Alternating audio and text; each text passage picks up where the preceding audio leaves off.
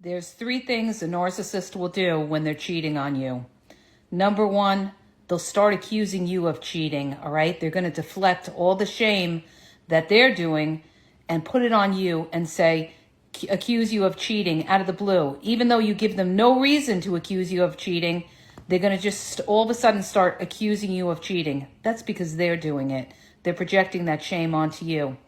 Another thing, a narcissist who's cheating, what they'll do is they'll either get really angry and nitpick and start yelling and screaming, or be very cold to you because they're cheating on you, all right? And they have another supply. So now they're very irritable because, they're all focused in on the other supply and you disgust them at that point. Or the third way a narcissist will act when they're cheating is they'll be very, very nice to you, okay? They may even start saying they love you when they never ever told you they loved you before. That's because that narcissist is cheating on you. Or they may start giving you gifts out of the blue when they never ever gave you gifts before. That's because the narcissist is cheating on you. Stop the cap. Listen, not a narcissist, your ex-husband. This sound real personal. All right, she up here trauma dumping. You need to go see a therapist, not TikTok or wherever you spewing this. It's also very personal, man. That's why I keep saying, why can't your ex, man, just be a piece of crap? And again, stop. Y'all, we got to listen to their words, man. She said he gonna start saying he love you after he has never told you he loved you. I'll be god darn it. Why you so emotionally involved with a man that has never even verbally expressed his love to you? Now all of a sudden you done met the guy that you liked at the club, at the kickback. Y'all went home, had weird, wild hunching session. Now he never even found out your last name, and now y'all go together because you like the meet clashing, and y'all just playing this by ear, and you think it's a relationship. Now he a narcissist. Y'all need to stop this ish. Stop. Shout out to our brother Ellis. These women want to give up the only bargaining tool, all right, which is their most precious commodity. Then they want to start trying to negotiate. You already gave it up, Bonquisha. I mean, and what you got, HQ? Because HQ, while they be talking, HQ be shaking her head like she agrees. No, I be listening like, man, is she really saying what? Is she really saying that garbage? It's like she covered all the bases, and I was like, damn, well, how could I get to the other side if every time I take a step, I'm going to run into something that you saying he's doing? And then now I can't figure out whether a regular dude, because that's what a regular dude do. Not a narcissist. That's just normal behavior. A regular dude, a regular chick. So how am I supposed to know the difference? You just calling foul. That's the way I look at it. You just calling foul because that's normal activity in relationships as far as I'm concerned. There you go. She's standing. Expensive gifts for bad behavior. That's normal activity, HQ. No, I'm saying she's saying he's doing things that would be in a normal cheater, a normal person that would do something like that. That's not narcissistic behavior. That's just a normal person that would be cheating or trying to cover up. It's a normal not-ish ninja. A normal not-ish. There you go. Normal not-ish ninja. That's it. He easily defeated. That's why we laughing. This dude... These women do it to themselves, man. Listen to their words. Listen to their trauma dump. She just let it be known she gave herself to this man before he even devoted he even said I love you. He had no devotion, no commitment, just meet to meet. And yeah, I didn't think that every single thing that she mentioned was narcissistic, but I do feel like people who have narcissistic tendencies lean into the gifts. They lean into like buying you things so that they can like quell their guiltiness for their bad behavior. In certain situations, like, but yeah. That sounds like too so many. So what's the difference between a regular person that do ish and the narcissist? All that stuff she mentioned is just like a regular person who doing garbage. Here's my thing. I believe that no woman should find herself engaged with a narcissist in any way, shape, or form. Come on. If you are dealing with a real diagnosed narcissist, you hate yourself and you are what you attract. So you looking forward to that torment that's coming down the pike. So I got for it. And I'll say this. I was just listening to her opening statement. Like, listen to how she come in. There's 3 things a narcissist will do when they're cheating on you. She like a drill sergeant. Like, this is what it sounds like when the doves cry. Like, that's that New York or New Jersey accent, that hard New York or New Jersey accent. I can't tell which one, but you know, you already know there's gonna be something crazy coming out their mouth once you hear that voice. It's like, it's wild. Trauma. Ain't nothing here. The message is jaded. Ladies, if y'all want to sell a snake or narcissism, you gotta try to hide the hurt in your voice. Try to hide that 1,000 weenie nug stare. Then maybe y'all can make some leeway with y'all wicked madness. So here we go. We got one more sister here, and she gonna tell her tale. Here are 4 quick signs to let you know that you are dealing with a narcissistic man. Number 1, he lacks empathy and is always emotionally unavailable. You can cry and plead with him and beg this man to open up to you, and he will stare at you like a deer in headlights and wait for you to shut up so that he can go on with today's regularly scheduled program, which is 10 times out of 10 cheating. Number 2, you're always the blame to everything that he does wrong to you. This man cheated on you 1,000,000 times, right? Disappointed you 1,000,000 times. And it's your fault that you haven't gotten over it. You call him cheating on dating sites and out in public embarrassing you, right? But guess what? It's your fault. Number 3, leave. Constantly seeks validation and entertainment beyond the relationship. And yeah, let's stop. One thing about it, like, come on now. If you're gonna put lashes on, granted, but why are you, and you want to have a message, it's very distracting. I can't even hear you at all. Can't hear you past the whoosh and wash of the eyelash every time you blank. And we talk about this, ladies. Keep it classy, keep it sexy. This type of appearance, but since we on her eyelashes, forget her message. The only time these eyelashes, be going somewhere. Be going to a dinner in the evening. You know what I mean? Make it make sense. When people look at you like, oh, she got on extra trinkets. Oh, well, look, she got on a ball gown or something. It got to make sense. But this is everyday going to Dollar General attire. That's the problem. Yeah, so long story short, 4 signs you are dealing with. It's always Bonquisha. These women, they're the furthest thing from a doctor or a physician. Like, seriously.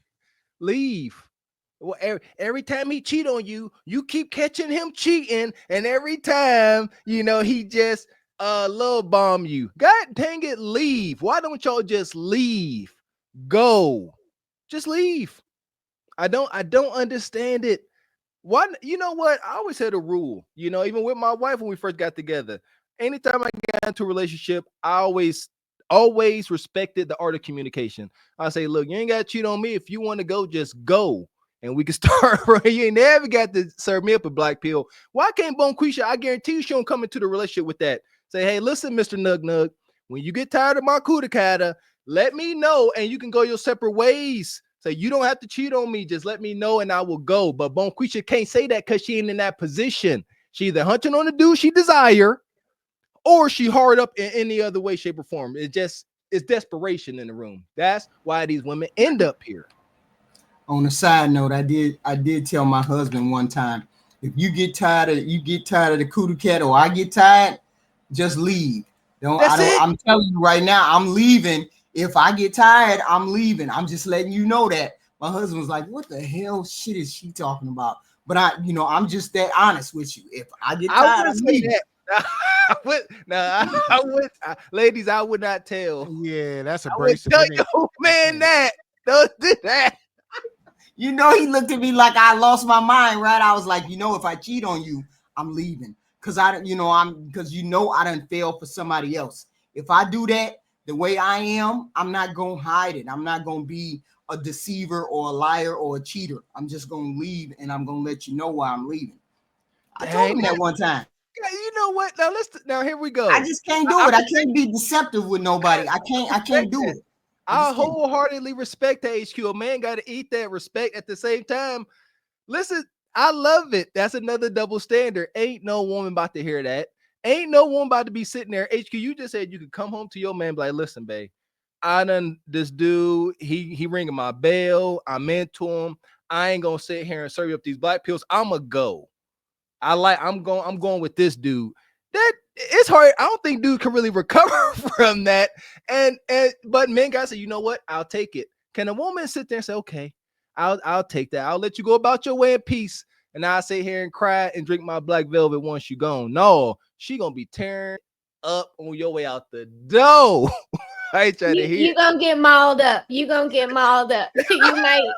You might not be able to leave with your sneakers. I don't know. I'm gonna have to do some petty for just maybe about 2 weeks, and then I'll come to my rational mind. But that would hurt so bad. That would hurt. I'm sorry. I just don't like that. I just don't like that deception. I mean, I'm just not one of those people where in relationships where I could lie to you. I can't lie to you I'm that not long. a good liar. I'm not good at that. Because you'll know by the way I turn off. And once I turn off, I got to be honest about it. And I might not be standing next to you when I say it. I might be on the phone saying, I'll come and get my stuff, but I'm gonna be honest about it. I'm just saying. Well, I'll say this. That's kind of the problem with modern women in these relationships. Because you're talking about a husband, there got to be something more, a higher order of y'all dating, clashing meets at that point. Y'all married, you got a family. Like you ain't just leaving a man because of the meat. No, I'm not saying I cheat and then I leave. I'm saying I come and explain to you I have these feelings and these feelings are occurring, and I think this is what's going on. But that's problematic. That's problematic. That's what I'm saying. Yeah, but I'm honest though. I'm not gonna lie to you. It's detrimental. I hear what you're saying. I ain't saying don't be honest. What I'm saying is that train of thought is detrimental to why the marriage rates are so low, because the women just want to go feel good instead of doing what's right. And that's why we here. Thank you. Well, I'm not letting him leave, so it's just not it's not an option. He's going to be stuck in this house some kind of way, if I got to tie him down until he comes to his rational mind, but no, you can't leave. And no, if you don't like the coup de cata, then there has to be something higher keeping you with me, because it's not just supposed to be all about that. I got other things, you know what I'm saying? So let's make it work. Would be what I'd be saying as I'm tying the rope around you in the love seat. You know what I mean? But it's also a double-edged sword, like you said, as a man, you know what I mean? If you got other desires, a lot of men don't always get that out of their system. Some men, don't need to, but some men don't realize it, right? And then they be like, hell, they start to, blossom later in life, getting these women hitting on them, and they're going to be susceptible. And they be like, I didn't always get this. What is he supposed to do? And have that fun as you can do it, how it falls into our natural life process without it touching me or affecting me. Like Kevin Samuel said, wifey should never know about it. She should never get a disease behind it. The lady should never get pregnant outside of me, do it respectfully. I'm sorry. I understand they're men. I understand that too, but I can't condone that. I can't condone it from me. I don't condone it, but I know that it's going to possibly happen. So it's I can't hang all my feelings on it. I just have to kind of live in the bubble and just hope it doesn't affect me, No, I don't. You don't get into a marriage and then think, well, if this happens, this is going to happen. You don't think that. There's respectful cheating, then there's disrespectful cheating. I get all of that too. But I'm saying if I know about it, I can't ignore it. And if he knows about it from me, he can't ignore it. No man can ignore it if he found out I cheated. So if I found out he cheated, I can't ignore it either. And Tom, see, here we go. And we understand your unique perspective, but men and women ain't the same. We've said this. Listen, ladies, we're being honest. A resourceful man can't and shan't not take what he can dish out. It ain't no way in Hades. We talk about double standards. It is to be accepted. Seriously, ain't no way around that. But Gavin made a heck of a point. And that is huge. When I decided to get married, I got married young, as people say. I got married at 26. My wife was 25. When I decided that I was going to go out ring hunting for my wife, I had that thought. I said, am I ready to settle down? Have I gotten all that stuff out my system? And I thank God for my journey. You know, I was an athlete. I know I'm good.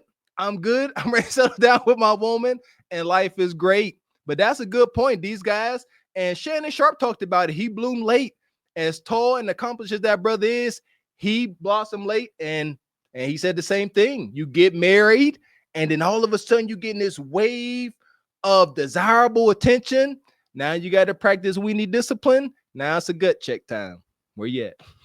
And that's why we always say, you know, women are born with their value. Men will gain your value if you just keep yourself in shape, you know, keep working hard. Sound cliche, but if you just do simple things, you will rise to the top. All right. You starting on the bottom. Understand that. Don't think because you're 20 years old, you know, and you big and strong and you can stroke a woman down for an hour straight. No, there's more to come, young man. There you go. And ladies, this is the number one reason you want to be sweet and kind to the man you have decided to lay with and make a child with, because he most likely, if you chose right, will continue to grow and be productive and be successful. You don't want that 50-year-old man sitting on hundreds of thousands, millions of dollars, and a heck of a business portfolio to have to look at you and remember when he was 30 something and you was poking him in his forehead, telling him he ain't ish. Men don't forget these things. Words don't go away. Message. That part. So I'm gonna let her land this plane. Million times, right? Disappointed you a million times. And it's your fault that you haven't gotten over it. You call him cheating on dating sites and out in public embarrassing you, right? But guess what? It's your fault. Number 3, he constantly seeks validation and entertainment beyond the relationship and even the bed.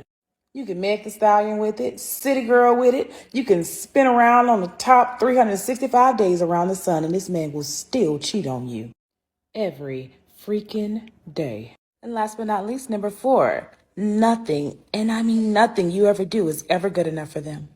You could take a person alone now because you're the only person who's seen the vision of what he wants to do in his life, right? You could donate a kidney that you ain't even got left. You could change your mindset and body, religion, sexual preference, and it still won't be good enough. And you know why, sis? Because you're dealing with a narcissist. Man. Fuck is you talking about? Fuck is you talking about? We don't know. She's just talking. She seemed like another one of these women giving their testimonies, their documentary, my life. Yeah, this what happened to me, so I know it's happening to y'all. It's getting on my nerves at this point. This is very personal for this sister. Everything she is recalling is very personal. And I think we all could do this. I could sit up here and complain about issues of the past. Anybody could, and sit here and just damn every man or woman because of what we experienced. Y'all got to stop doing this. This is you. Why are you taking out loans for a man? Y'all, the signs are there, man. The signs are there. There ain't no way. When I started my first business, my wife helped me out. She did.